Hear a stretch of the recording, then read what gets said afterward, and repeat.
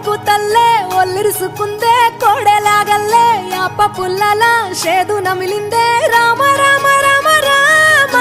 తలకు పోసుకుందే నా నేల తల్లే అలికి పూసుకుందే ముగ్గు సుక్కల్లే సద్ది ముటల్లే సగబెట్టుకుందే బాయి గిర్కన పల్లె